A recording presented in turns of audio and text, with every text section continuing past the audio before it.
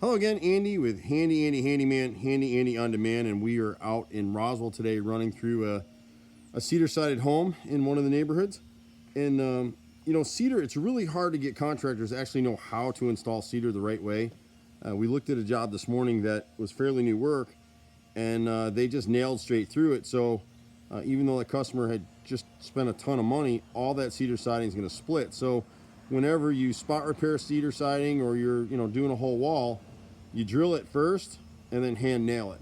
And if you do that and keep it stained, like this house needs to be stained, and we'll give this customer a price to do that as well, you'll have a house that lasts for 200 years. Cedar siding is your best natural siding. We use it all the time. It's gotten harder to find people. We don't buy these materials at Home Depot or Lowe's. We go to specialty wood suppliers that we've used for years.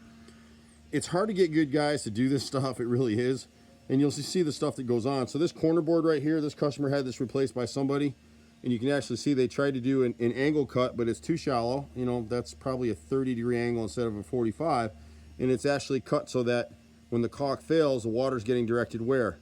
Into the wall cavity, where it'll cause rot and mold and all kinds of problems. So when we see stuff like that, we'll just replace that piece and cut it the right way. He's got one board on the corner right here that the squirrels probably got to, right there. So we'll just replace that row. And the trick to replacing these rows is the guys will gently lift the row above, they'll cut the nails from behind, and then slide our new piece into place. So this siding was face nailed and blind nailed, which you can do both. Usually we prefer on siding like this that you just nail the corners and blind nail it in the back. That's just for longevity, but you can do it either way. On the front of this porch right here, just this corner picket right here, we just need to replace that one. Most of his siding is actually in really good shape.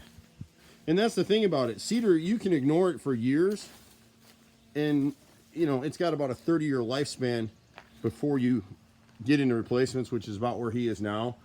He's got a few boards on this wall right here. These two rows right here will replace. There's a few that are questionable when the guys come out where they're starting to cup a little bit, like up in here. But if he's going to stain it, we can caulk and salvage all this stuff.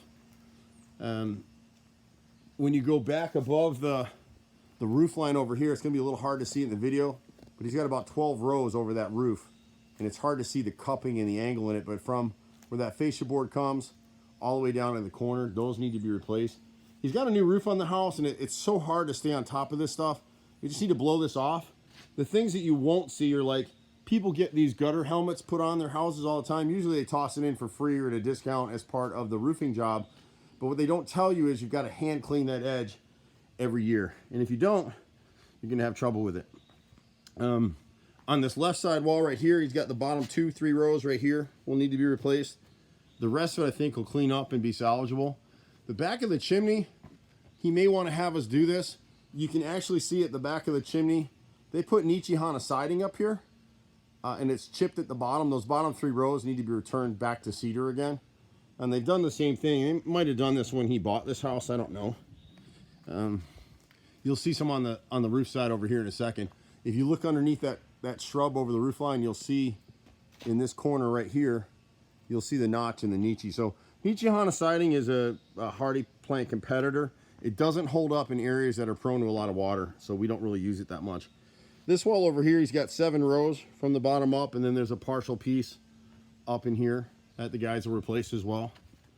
I got Andrew running around with me today. Andrew, open that gate right there, please. It's gonna be hard to see it in the light right here, but up against the corner of the house, that upper piece, there's one where it's kind of split down. That cedar, replace that. The next one above it is Nichihana siding. You just don't want to use that in any areas where you're gonna get a lot of water. The chimney face, the guys will have to probe it. There's about 7 or 8 rows in the center of this face that need to be replaced. It's just it's so dark back here, it doesn't get any light at all. And we just need to cut back the trees away from the house a little bit. This corner board is just rotted at the bottom, so we'll come up about 2 feet and make an angle cut that goes away from the house. You always want the angle, 45-degree angle, cut away from the house. This side of the house, he's got about a dozen rows from right down in here up. And you can see where that piece of Nichi that they put in the corner right there, see the gaps around it, where if you were to go up on a ladder right now, it'd be crumbling. When you swing around to the doorway right here, he's got a little bit of rot in the framing. part of this is the doors were never flashed properly and then they weren't caulked. And that was the thing with all the cedar-sided houses. They were dark stained, so nobody ever caulked them. So you can see where the flashing is cut short right here. So every time it rains, the water just goes right down this line until it drops down to the bottom of the door down there. So we'll fix that frame and the molding. The left molding is rotted at that door too. And he's got 2 rows of siding in that corner right there. But again, overall, he's mostly in good shape. For some reason, over this roof line. And here's another thing. He's got a new roof on here. And it kills me. These guys install these roofs, and then they don't seal the flashing. So you'll see the flashing of the skylight is open. And you'll see the bottom of this furnace boot right here is wide open. So every time it rains, the water goes right up in and underneath. All the siding in the back is in great shape. So once he decides to stain it, he'll be good. For some reason, somebody went up here and put Hardy plank siding. I think this is Hardy. I'm not really sure from the ground. It might be Nietzsche, but it looks like Hardy to me from here. But it's cut short on the right side, and really just replace that with cedar and put it back to the house of what it was. You can see the bottom joint up there is wide open too. So we do this stuff all day, every day. When you look at these gutter helmets, you'll start to see it from here again. They don't tell you that you got to hand clean that edge every year. See all the mold and mildew and algae buildup on that thing? So it's slotted on the top, so some water is still going in the gutters. When you see streaking across the gutters like you see on this gutter, that just tells you the gutter's not working right. Anyway, so that's a run through for this project. Andrew and I are running around doing bids together. I've had this company for 27 years, my brother and myself, and about 30 guys. We pretty much do everything. You can reach us at 770-265-9017, or you can catch us in the office at 770-912-2829. I'm Andy. See you at the next house. Bye for now.